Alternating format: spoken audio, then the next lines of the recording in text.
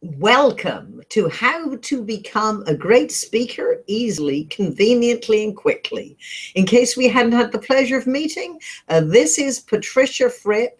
For the next 50 minutes, your personal virtual speech coach.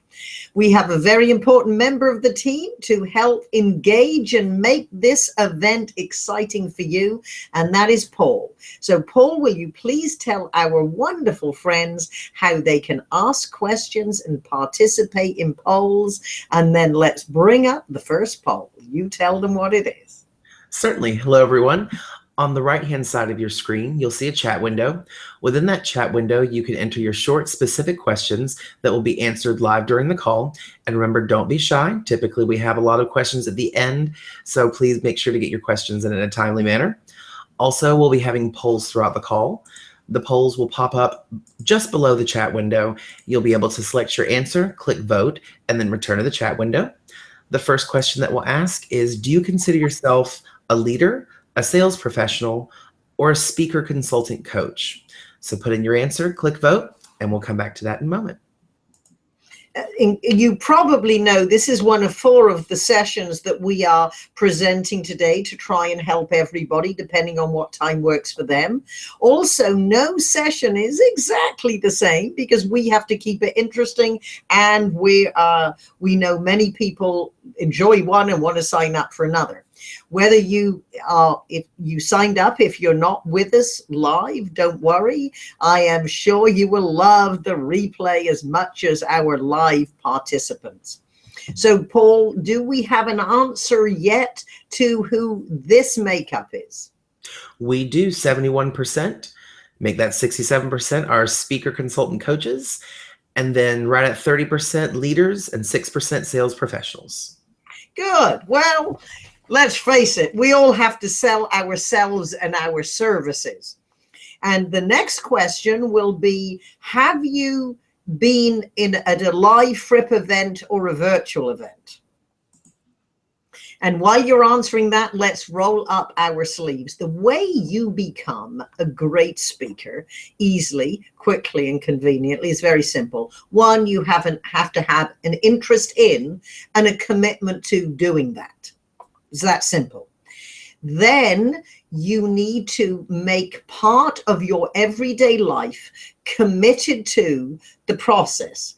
So whether it is practicing your stories conversationally with your friends at work or socially, thinking what happened today could one day turn up in a presentation or a client meeting.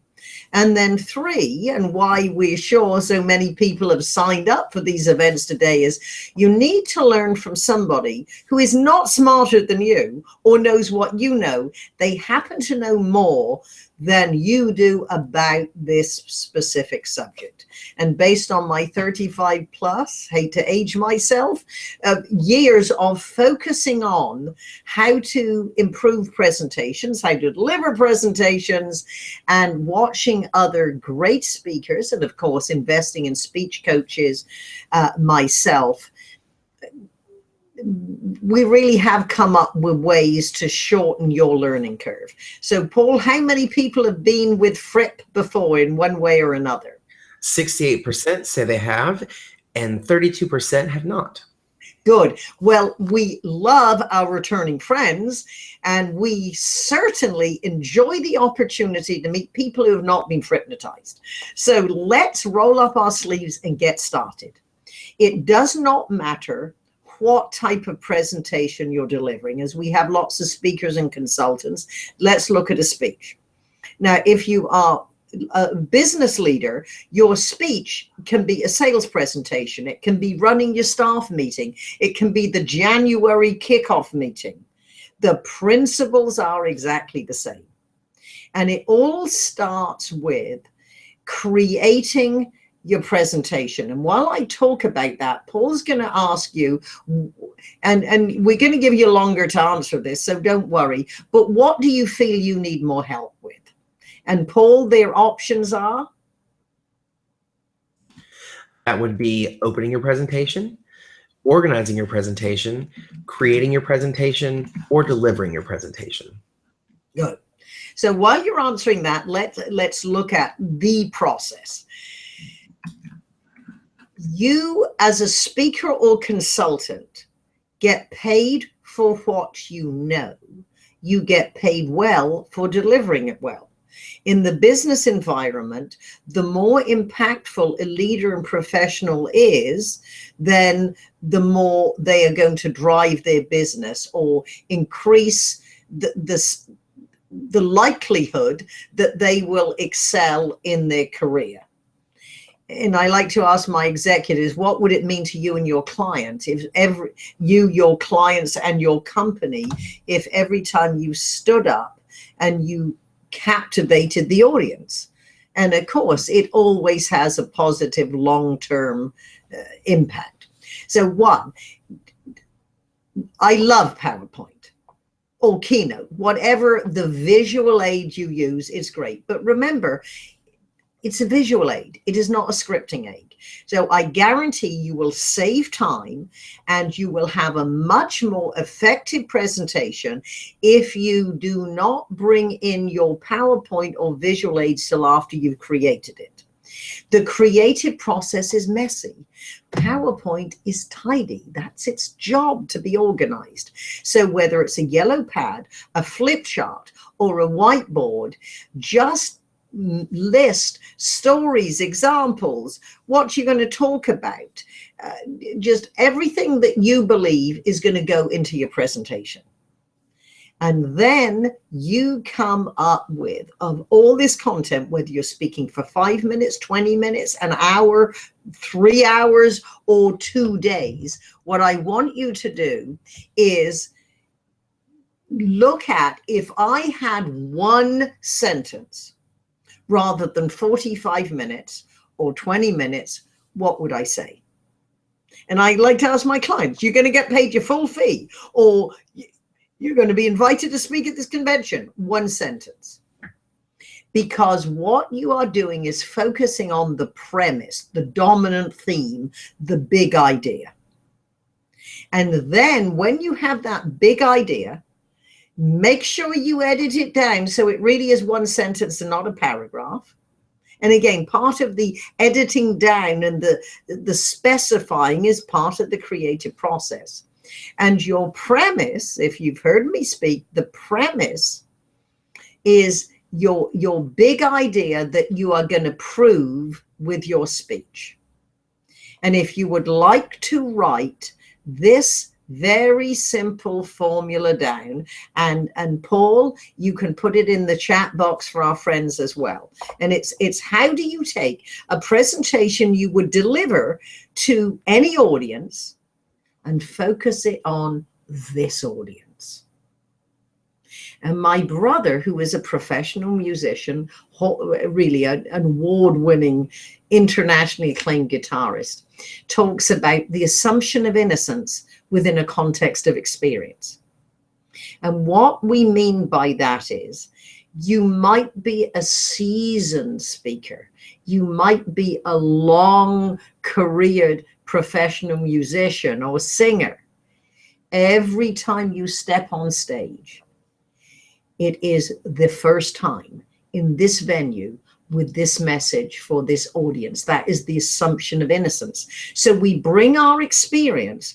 However, we look at this one event as something new and fresh with a brand new slate. And many seasoned executives, seasoned speakers, they make the mistake of taking it for granted. It's, I'm seasoned, I don't have to prepare. You don't have to prepare as long, but you do have to prepare. So this is the formula, and write down the page. Every, can, subject of your talk / result, how, question mark, 1, 2, 3. So you take your content and you personalize it by saying, every professional speaker can become even more powerfully persuasive. How?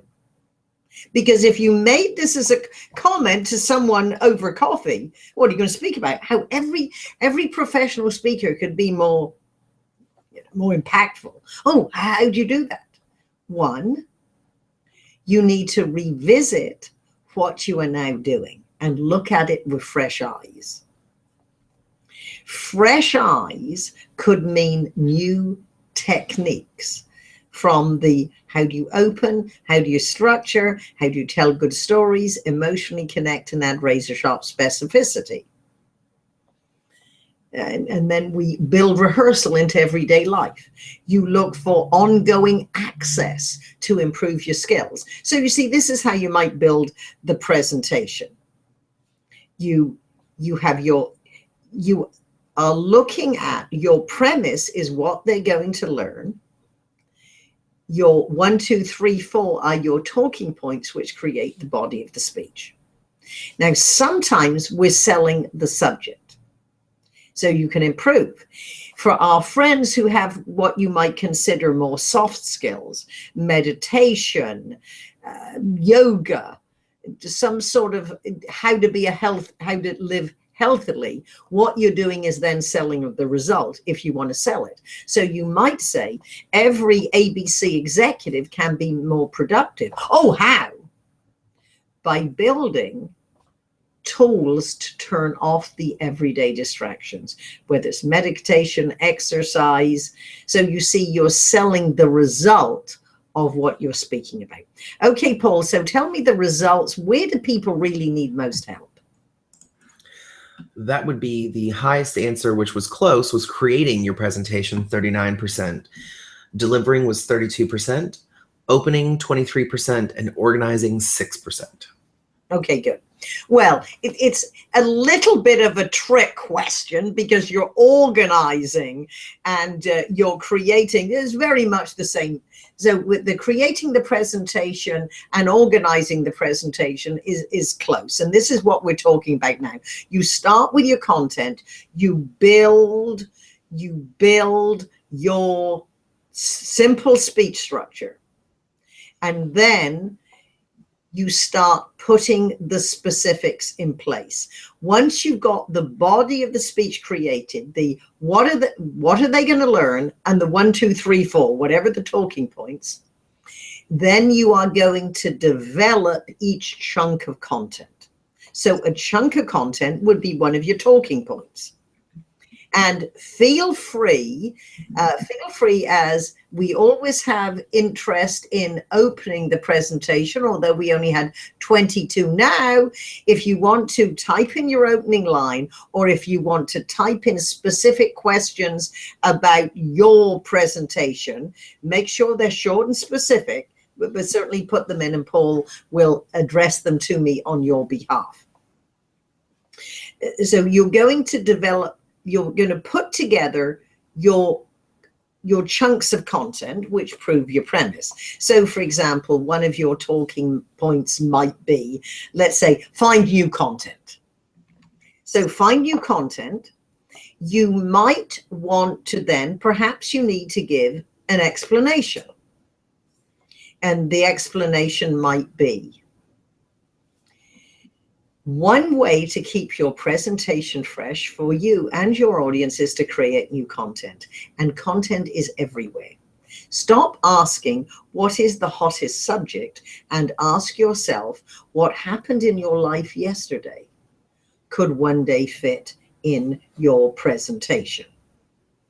And then you might give an example. So yesterday I was speaking at a conference, and there were a lot of really great speakers. And I have a certain mindset. I can't help it. Although I do sit and listen to speakers for what they're saying, because I am a speaker junkie, I have my speech coaching hat on, and I always make a list of what did they do well, and if they had hired me, what could they do better? And I would challenge you, especially those who are most interested in how do you deliver the presentation. And even you can ask yourself, is that speaker's organization, is it well structured? Is it logical to me? Can I flow? So you introduce an idea, you give an explanation, you give an example. And then from the example, you might give the audience, now make the application real for them. So for example, you cannot start too early for a presentation. And often we're asked, how long does it take you to put together a presentation? Well, you might sit down in an afternoon and put it all together. This does not include building your PowerPoint, which takes more time. And if you leave it till the end, it will take a lot less time. You think about your presentation for a long time, and you need to keep some way of keeping notes of the random thoughts or the brilliant ideas, so that when you sit down to actually put your presentation together, your ideas are already in one place. Because I don't know if you've noticed, you are very often at the least creative when you're actually putting it together. So you remember, the creative process starts early. And I would challenge you to look at other speakers, business and professional speakers, and see what you can learn from them. So that's how you develop your chunks of content. What is the application to the audience? What are you asking them to do with the advice? Then once you've built out your chunks of content, now you might go and look at, how do you open? How do you conclude? You want to be very clear that however you choose to open transitions logically and naturally into your premise. You might not say, this is my premise. I often do if I'm speaking about presentations. You just logically go into, and this is how Mary learned that valuable lesson. Let's see how that applies to you in technology sales. So you're taking a story and taking the line and transitioning in. You could start with an interesting statistic. You can start with a quote. You can start, of course, with a story. You could start with, did you read the headline of the Wall Street Journal? You could do something that makes it totally live in the moment. Because if you take something that was in the newspaper this morning, it gives the flavor of every part of your presentation is fresh and modern. You can even pick up a conversation in the morning. For example, I was speaking for Blue Cross Blue Shield in the ladies' room, putting on my lipstick, young lady with a tag. I said, oh, how long you work with Blue Cross Blue Shield? She said, 10 years. I said, what's the biggest change? She said, more competition. I said, how much competition 10 years ago compared to now? She said, 10 years ago, we had 3 major competitors. Today, we have 13. So I immediately walked on stage and said, Mary said 10 years ago, you had 3 major competitors. Now you have 13. Let's roll up our sleeves and get to work at how to change your strategies when your competition is tougher. So you see, I'm still doing the same presentation I prepared. However, I find a way to immediately tie into it. All right, Paul, at this point, do we have any questions, comments, opening lines? Absolutely. We do have a question. These two are related, so I'm going to combine them. They need help finding or making stories more impactful. That's from Janice. And then Christina said that sometimes she gets so lost in her story, she doesn't know when to come back. All right, good. Well, if you're getting lost in your story, it isn't worked through enough. And this is, again, part of the creative process. So this is what I would, first of all, recommend you do. One, let's look at what are the specific ingredients that are going to make your story logical, good, and exciting. As Robert McKee, the screenwriter, said, stories are the creative conversion of life itself into a more powerful, clearer, more meaningful experience. You are taking life and you're dramatizing it. However, we must not forget what Alfred Hitchcock said. A movie is like life with all the dull parts left out.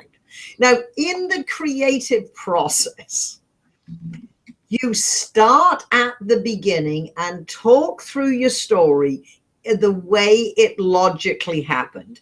And I suggest you sit down with a friend and you record the conversation. And it starts at the beginning. Go through. And it's obviously going to be a lot longer than when you hone it down to deliver it. I, in the past, have delivered quite a few seminars with Michael Haig, he's a consultant for Will Smith's production company. And when we're coaching people, his technique from Hollywood is get into the scene late. And a lot of speakers have too much setup. We need to be there in the action. So don't worry about this at first when you're talking, but you need to get into the scene. Where does the drama start? You also need stories about people, flesh and blood characters that the audience can relate to. So, for example, as a business leader, and I help a lot of executives with their presentations, and one, I just heard his speech was marvelous yesterday. Of course, he just delivered it. And this is the 6th year we've worked on this very big, important presentation. And every year we look for everyday heroes that represent people in the audience and we highlight them. Some are dramatic. Some you wouldn't notice unless someone brought it to your attention. And so the stories aren't all about you. They are stories about everyday heroes. And your characters, we need to understand a little about them. So it could be as simple as Mary was a seasoned human relations executive. Now, seasoned means whatever happens in the story, she's been through it before. You could say it was Mary's first day on the job in the HR department. So you see, I just need to know who this is. Or imagine how Mary felt walking into the same office,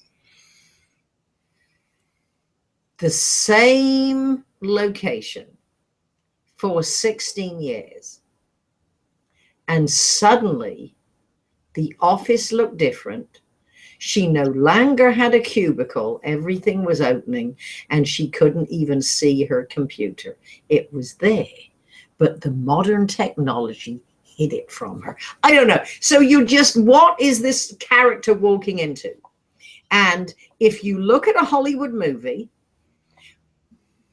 the formula is day in the life, something happens, and the result of that is, and the result of that is, and the result of that is.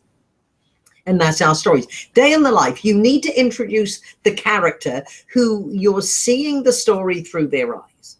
So in our case, it was Mary. She was a seasoned HR professional. All right. So that's a day in her life. Something happened. In my made up example, she walked in the office, it looked different. It could be, and this is a true story that I've used from a friend of mine from the American Payroll Association. Patty had just won the Payroll Woman of the Year award, went back and her department was outsourced. So here she is, the top of her career, suddenly no job, and it had nothing to do with her, had to do with business conditions. So this, as a result of that, she did this, and the end of the story was she had a much better job because she was willing to locate, more people to pay, higher pay, more prestige. And in your story, something has to happen within your story. It doesn't stay the same or it's boring. And then the characters need to speak. You drive the story and make it come along with dialogue. Now, the technique is you don't report on the dialogue, you deliver the dialogue. So it could be as simple as, Mary walked into her office and there was sitting her boss. And he asked her if she could have time to go have breakfast. They had a lot to talk about. You could say, Mary walked into her office and there was her boss, Fred. They had worked together for 6 years and they didn't have a harmonious relationship. He said, have you got time to go for breakfast? Because we have some serious subjects to discuss. She knew this is not going to be a good conversation. And there's a very good chance I'm going to be calling my husband and say, honey, I'm on my way home. I'm fired. All right. So you see, it makes it come alive when you actually deliver the dialogue. So with that, Paul, let's go back to the questions again. Let's make sure I answered them. Give me those questions and any more. How to make the story more impactful. And she expounded upon that by saying her story about maintaining weight loss through daily fitness, that was what she wanted to make more impactful. And then if I get lost in my stories and I don't know when to come back, and I think you answered both of those. Okay, good. But certainly with weight loss, so you've changed your condition. It could be, I was suddenly promoted to sales manager and I was terrified, to now I've been the sales manager for 6 years. It could be, you know, I knew I had to lose weight. This was what life was like. Now I have. This is what it's like, and this is how I got here. So that's good. So you can start different ways. Let's look at weight loss. So you could walk out and you're slender and you're glamorous and you're gorgeous. And however you open your presentation, it might be. How often have you noticed other people's perception of you change the image you have of yourself? And then as you look at your speaker, now you're talking about you as if you were someone else. As you look at your speaker, you're probably thinking, that is a woman who's got it all together. She looks healthy and great. And you'll probably get a laugh. And then you can say, let's go back now. When you are going back, you would, and of course, you are going, and as you're looking at me, this is the past.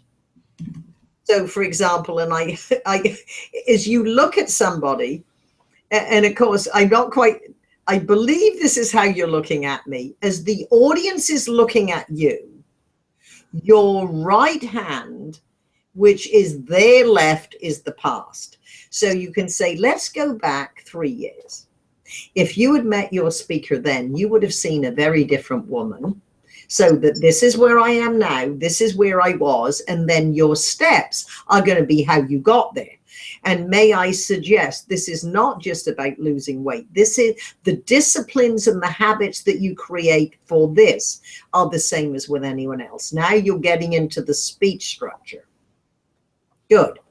And you get lost in your story. It isn't worked through enough. Now you could say, let's look at our sales manager story, because there's a great technique in business. It's when I was on your side of the desk, or when I was in the audience listening to the sales manager. It's always good to let people know, I know how you feel. I was one of you. So you could start your presentation. You can imagine my pride when I walked into work the first time. My business card said, sales manager. As I closed my office door, I was suddenly terrified. After an 18-year successful career, I wasn't quite sure what I was going to do first. Picked up the phone. My boss said, hey, John, can you come have a quick conversation? When I was in his office, he said, John, everything that you have done to make you our top sales professional of the year will, and made you succeed, will make you fail as a sales manager. Now, this is a real conversation I had with someone who told me the story. So you see, now you've got the dilemma. Now the audience wants to know, well, what did he do? And what mustn't he do, and what does he have to do as a sales manager? So you see, if you have a good opening, whether it's a story, and it's good if you start with a story, the structure of the presentation becomes logical. Once you have the structure, then you add. Remember, if you need them, the visuals. So, Paul, any questions, comments, or openings? Yes, from Denise. She said she's passionate about one subject in particular that she speaks about, but should she have more than one presentation option on her website? Not necessarily, Denise. And it depends. So let's just say your subject is presentation skills, just because that's easy. What you can do is you can have the three names for the same presentations. So, for example, this could be how to become a great speaker easily, quickly, and conveniently. It could also be called how to prepare and present powerful programs. It could also be called the inside secrets of getting results through the spoken word. You could make up with I could probably, without much thought, come up with 5, maybe even 10 titles for the same presentation. So that's it. Then what you want to do is because you're much better off if you focus on one area of expertise. There are different aspects. So over the years, I have become now, I really only speak about one subject. However, there are a lot of different aspects of that subject. So, for example, presentation skills for speakers and consultants, presentation skills for coaches, presentation skills for sales professionals, presentation skills for executives, selling yourself and your ideas. There are lots of different ways that you are adapting the same content. If you have one subject, the assumption is you have a lot more expertise in it.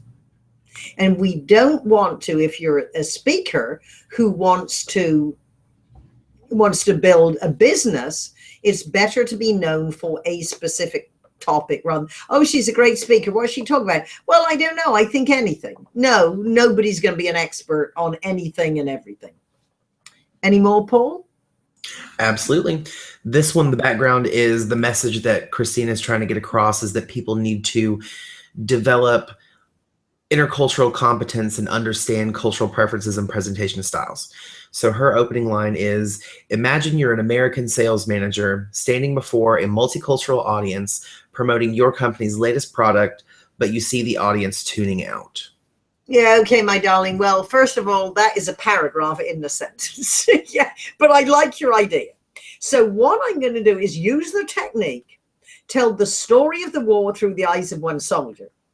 In this case, you're going to tell the story of this situation through the eyes of one sales manager or one executive. So you might say, can you imagine how Dan felt? Now, what you're going to notice is rather, and I realize it's how Paul read it, but think of shorter phrases and do them down the page. This is how you would write it, and always write your opening. You need to know how you're going to open. Imagine how Dan felt as a seasoned and successful sales professional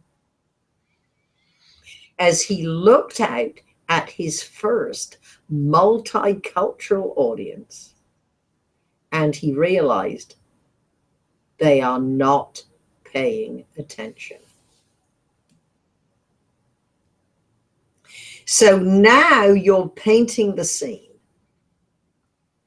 And then welcome to how to communicate with a multicultural audience. And you do not have to leave the shores of North America to have international audiences. Welcome to the wonderful world of diversity. Now, I'm making this up as I go along, but you see, so get to the point fast. And with a story of somebody would be great that then goes into. So then what you might want to do is say, especially if you teach this, is after that awful situation, Dan came running to my office and said, "Help!" So we put together a plan to absolutely 100% guarantee, no matter what size his audience and how many nationalities were represented, he could connect with them every time. And now the 3-step or the 4-step process you help Dan with is going to help the audience. And then to close it in a bow, this is the organization, you might say, I wish you could have been there. Sitting in the front row of the Bellagio Hotel with 1,500 salespeople. They came from 26 different countries. And as Dan walked out, he was funny, he was brilliant, he was inspirational. He had 5 slides, and the audience laughed and thought. And as I was wandering around the coffee break, hearing the buzz, and people were saying, "What happened to Dan?" And I realized it was me. He was hypnotized, or whatever your version is. Okay. Does that make sense? All right, Paul, more?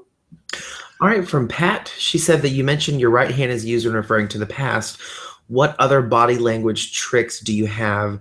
She gives presentations to 15-year-old history students coming up about events in World War II. Good. Well, first of all, they're not tricks.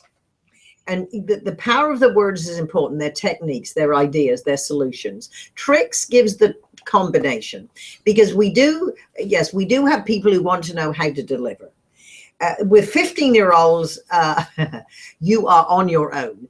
Well, Mark Brown, who is a world champion of public speaking, is great. And there are many people who are great with youth. Personally, I would go back to cutting hair or retire if that was my regular audience. So you give me a hats off. With history, then you make history come alive. That is with stories and images, and you might ask them, were your parents, or, your grandparents, you want to hear what stories they've heard. So with body language for 15-year-olds, if you are terrified, don't show them. They know.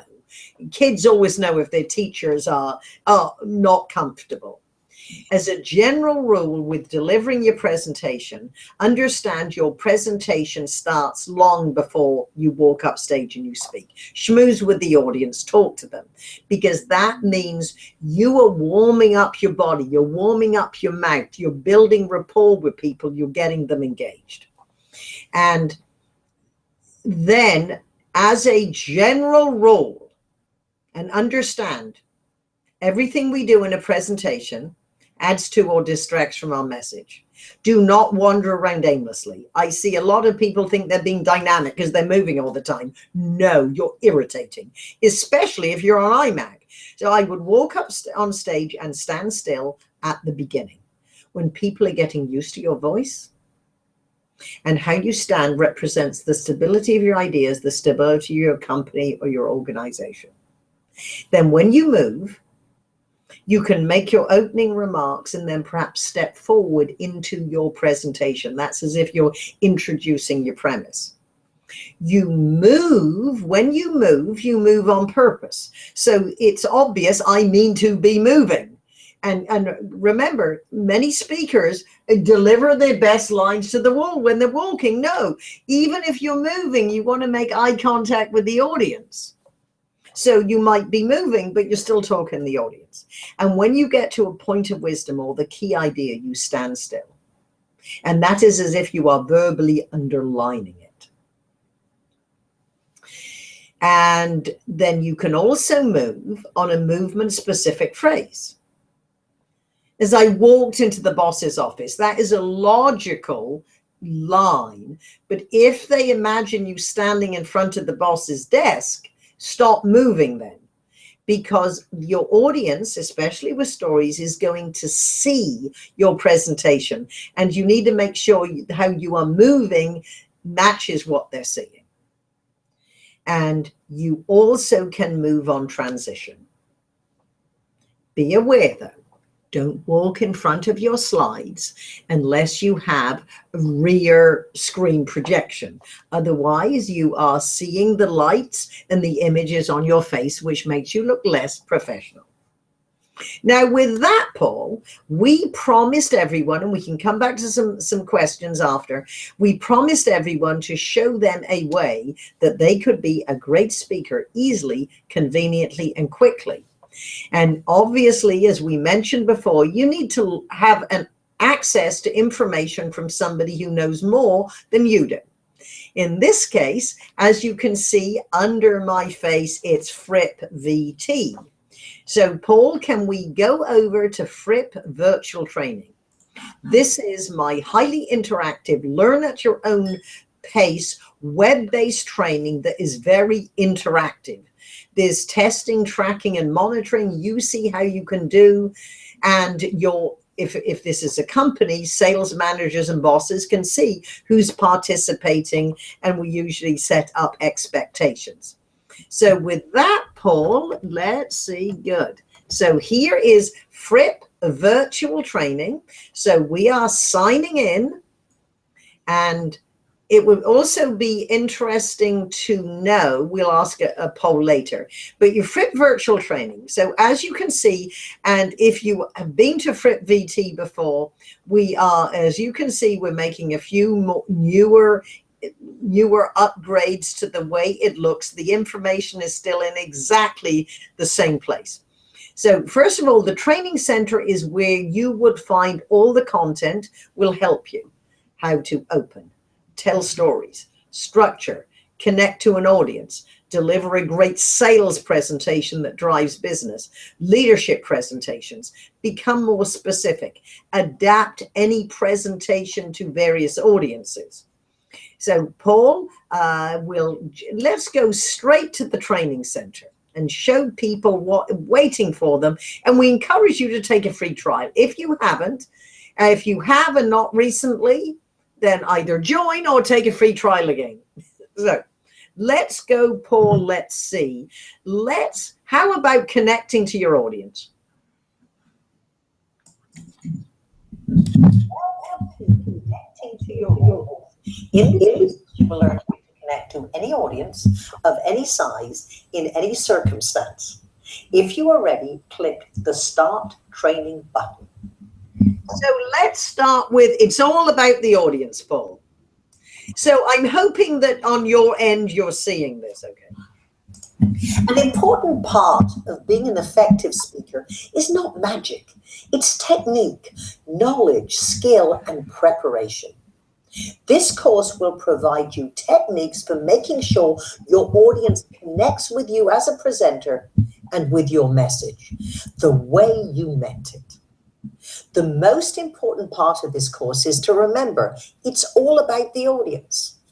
Yes, I know. You want to be remembered as an intelligent and dynamic presenter. However, if an audience of any size feels you're concerned and interested in them, they will remember you positively. There are two ways you will connect to any audience. So, Paul, if you can turn down the sound, you can leave it on. And so, as you can see, because this is the dirty secret. Fripp Virtual Training is designed for the way people actually live their lives. Many of us are in the training business. The dirty secret, which is becoming more evident, is that with the best training for an audience who's genuinely interested, with a great speaker, is 2 weeks after they've forgotten 70% of what we taught them, or in our case, what we learned. And this is why the absolute best way, whether you invest in training and then have repetition and reinforcement as a follow-up, or whether it's a standalone option, really to be a great speaker, easily, conveniently, and quickly, you need to have access to the best information, which we modestly think this is superb information delivered in a very engaging way in digestible chunks. You can use it on your mobile device or in your office on your computer. And each course is made up of multiple chapters. The chapters can take 5 to 8 minutes, and they are interactive. We ask you questions within the course that you have to answer. And then at the end, we ask you again some of the questions that you've learned to keep it very engaging.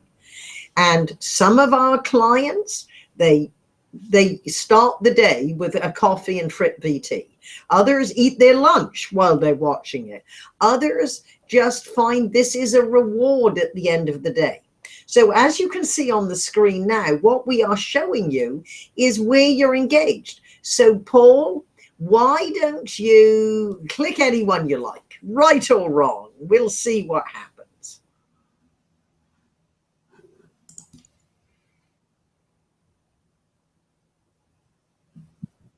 So that was not the right answer I was looking for, because you didn't get a thumbs up. However, we never tell you you're wrong. We do give you the answer that you're looking for. So that is, this is an example. And we ask you all, if you enjoyed any part of this presentation and found it valuable, go over to Fripp VT, sign up for a trial. You will receive a free chapter on openings, on stories, and on sales. If you would like to join, of course, join now. And this is a very cost-effective option. If you have a team or a company, talk to me, because obviously if you sign up 5 people, 10 people, 50 people, or hey, 1,000 people, the price per unit goes way down. So you can see this was a very short chapter. Don't tell me you don't have time to do something like this on a regular basis. I would say after a short chapter, perhaps you want to go see a second. So again, you see, we ask you what you've learned. So Paul, let's come back to me. And so we encourage you. In fact, it'd be interesting to know, do we have, I did invite VT users just to get them excited again. Paul, can we ask, do we have any VT users? Yes or no? Live in this session. And then, Paul, I will engage, are there other questions or opening lines?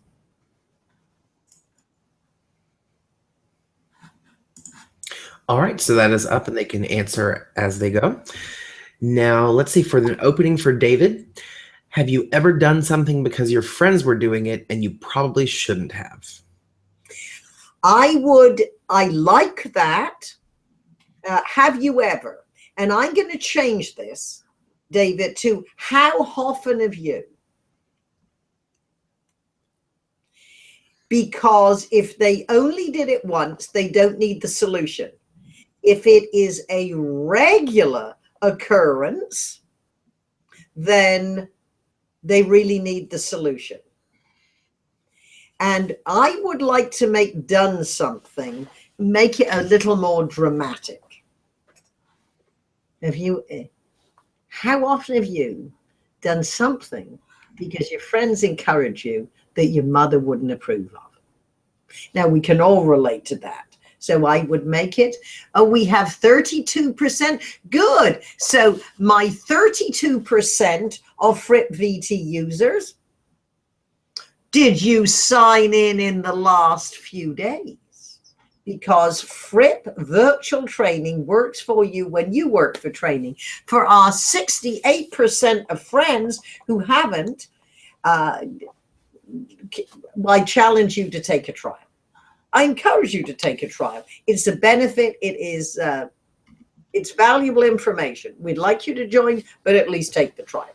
So let's go back. Are there any more questions, Paul, or shall I just go on? Well, we do have from Patricia.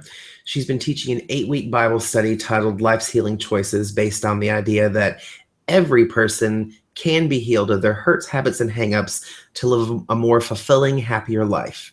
She uses the 8 Beatitudes of Jesus' Sermon on the Mount as the now, and she wants to know some tips on how to create a speech on this. Well, So this is a Sunday school class? 8-week Bible study. 8-week Bible study. Well, first of all, you're going to decide, let's start with which audience. So you've got plenty of content and you have a lot of very smart people. And the problem is they don't know what they love their 8 weeks of content. How do you get it down to 45 minutes or 30 minutes? I would go through and I would go through each course, each week, and take, what do you believe is your best story and what is the best points it makes? So you have now taken 8 weeks and got it down to 8 stories and 8 ideas. And it will be difficult because I know you love all your content. Then you're going to think about an audience. So let's just say your audience is, well, how about you've got a client, I don't know what business you're in, but let's just say either at work or one of your clients said, we know you're a great speaker. We have a brown bag lunch series and we'd like you to come deliver a 45-minute presentation and Q&A to our people. They're going to be eating your lunch. You can talk about anything you like. And what you might call your speech, does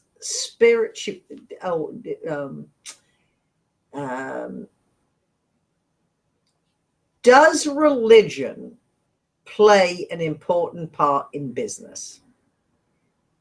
Now, you might have something very, but that would be, and of course, the answer can be yes, no, or it depends. But you need to have a sexy title. And then you might open your presentation with, I'm not sure what you do for fun. For me, it's teaching an 8-week Bible study course. And I'm frequently asked, Patricia, do the lessons that you teach play an important part in business? My answer is yes. As we present them, you make up your own mind. The four popular topics from the 8 weeks are 1, 2, 3, 4. And so you're taking this and you're building it. And what you might do with each chunk, so you take an idea. What I recommend you do is give a real life story of everyday life. John and Mary were at work and they were competing for this job. So give me a little scene of a real life. Then you might go, what is the dilemma? What is the challenge? Who sabotages whom? You know, then you from that story, you pose what is the problem. And then you tell one of the stories from your class, which is biblically based. And you say, they might be 2,000 years apart. However, the principle is the same, or the problem is the same, and the solution is similar. Because you have to make it modern. If it's a brown bag lunch, you've got to put it in the business environment, if that's of help. But that's fun. Take what you know and put it in a new audience. Because what we have to do is fall in love with our own content. Okay, Paul, any more? One more. This is from Mary. As a slice of life humorist / smarty pants, she struggles with creating titles to her presentations. Do you have any suggestions? Yeah, I do. Go to the last 5 clients who hired you or that you spoke to, or bring some of your speaker pals in and just say, what if you were writing the title of my speech, what would it be? So you look outside yourself for the idea. And then you look at formulas. For example, some of my earlier speeches were, everything I learned about business, I learned behind a hairstyling chair. So you might say, everything I learned about being a smarty pants, I learned in, which of course is a takeoff, everything I learned in kindergarten. And so you can, that would one way. If you were going to give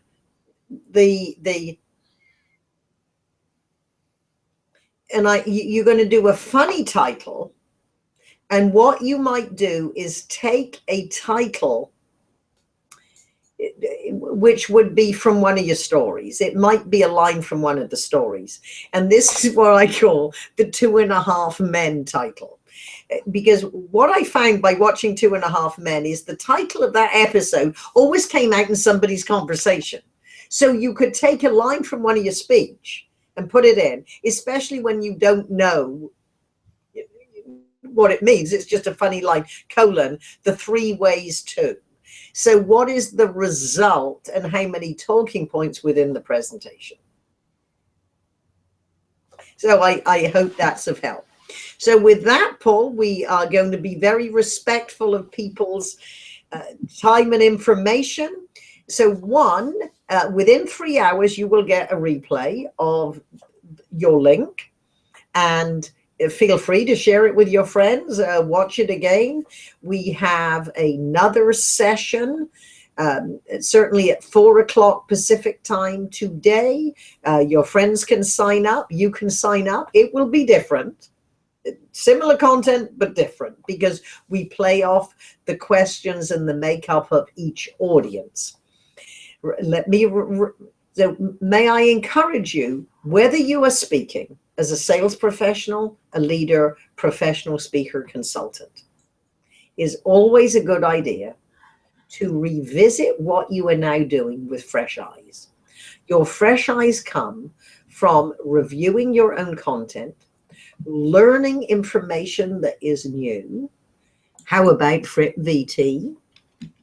And always doing, just as our friend with the Bible study class is looking at what is a new audience or a new way to deliver presentations.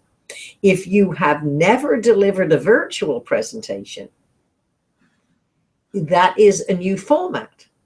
So just if you always have virtual presentations, go out and speak to people in person.